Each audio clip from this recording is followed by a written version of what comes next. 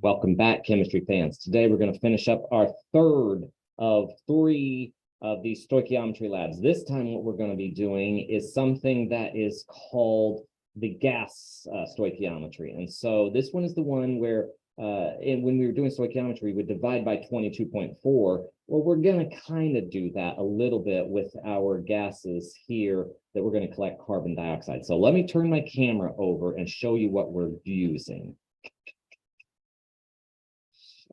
Okay, so what we've got going on over on this side is a nice little bucket of water. Now, we did this in one of our other gas laws that we've talked about, but this one is somewhat related to it. I've also got a container of, that says effervescent anti-acid pain relief. That's antacid, some people would pronounce it.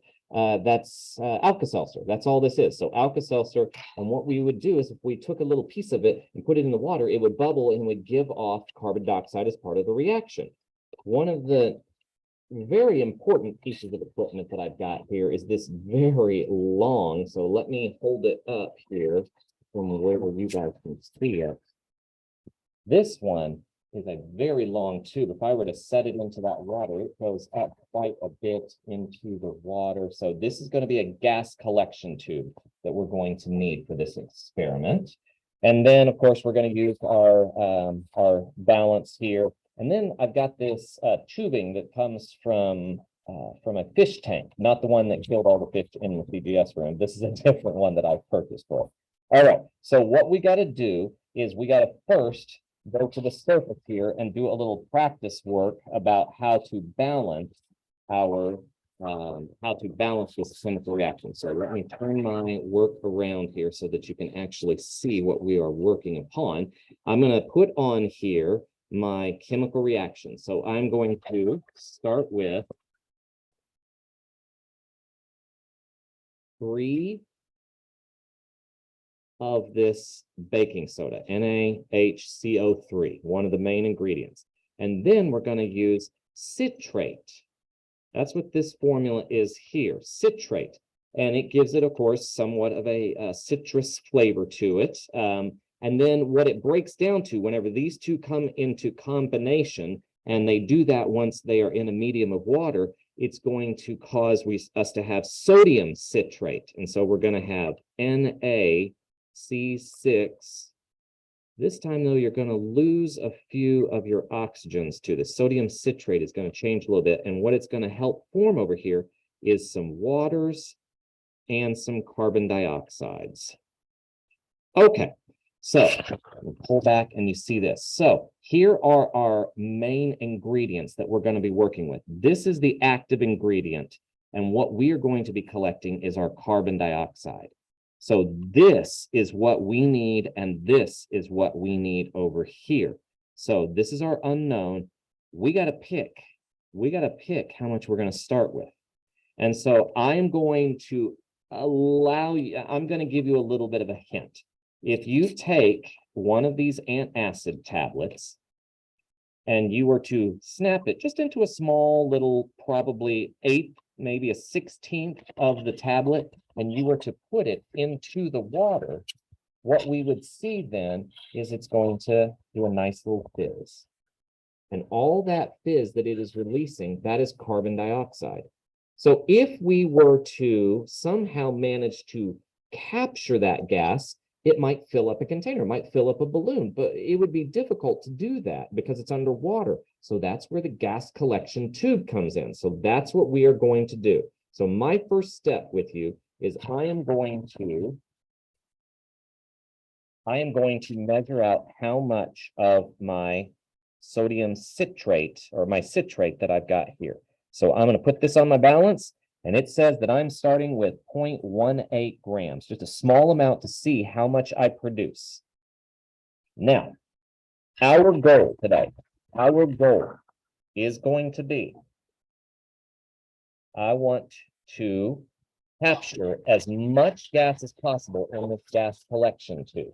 However, I want us to hit the 50 mark down here at the bottom. So you could go all the way up and you could collect any amount you wanted to all the way up to 0. But what I'm going to want us to collect is 50 milliliters. That's what I want us to collect.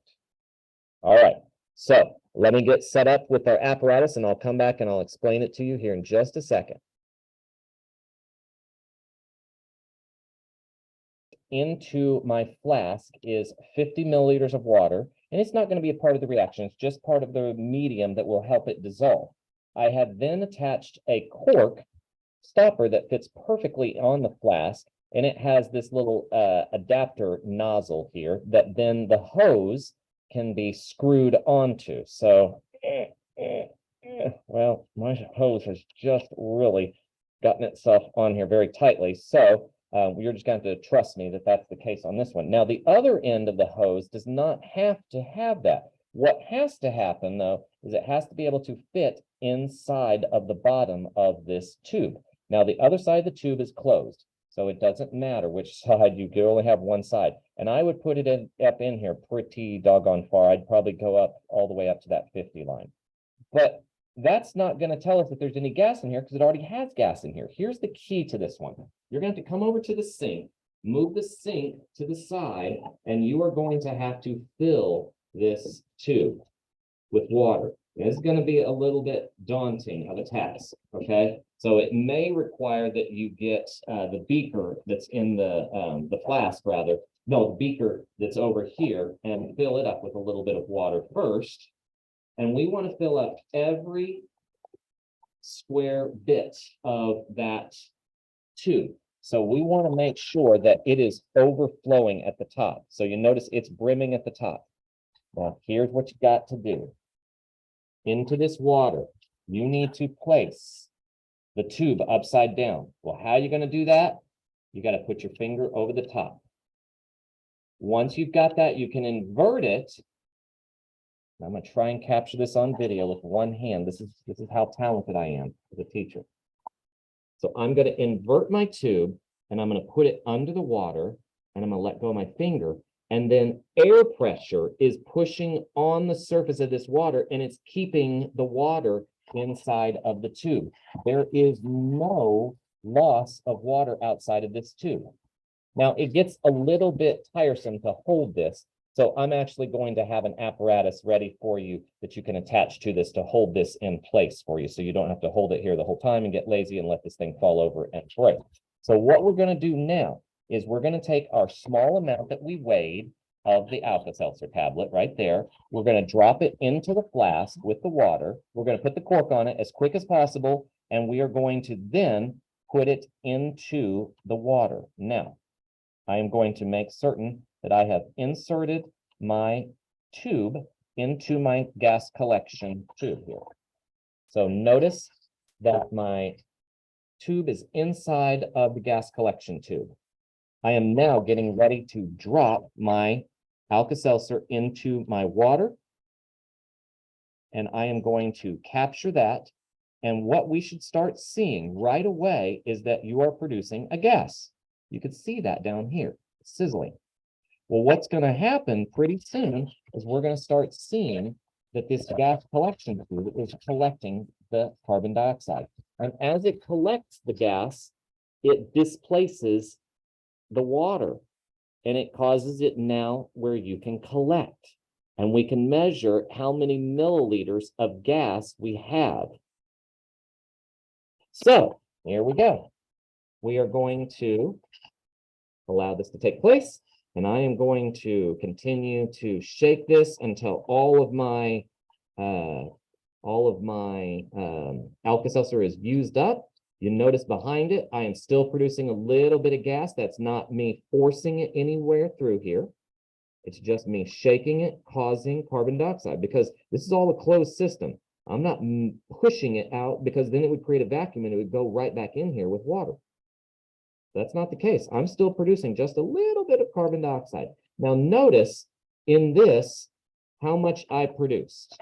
From just 0.18 grams, I produced somewhere in the neighborhood of about, it looks like 6 milliliters of gas. Almost 7 milliliters now, 6.5. So your goal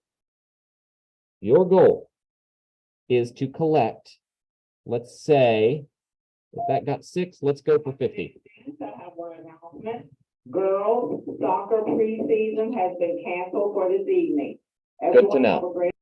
Okay, so what that means is I need you to calculate how much it's going to take to get you to exactly 50. If you go over 50, you'll be down in the negative zone and we can't measure it. We want to see if we can hit exactly at 50. Now with my 0.18, I got about 7 milliliters, it looks like. So let's see how well you can get done with your version of this. All right, so we're going to calculate it, and then we would be able to do a percent error on this one. Whoops. Let me get to my camera. So once we have gotten this done, we should be able to calculate some percent error data based on how much you're supposed to get from stoichiometry versus how much you actually collected. And then we will know how good this process was. Thank you very much. We'll talk with you again soon. Bye-bye.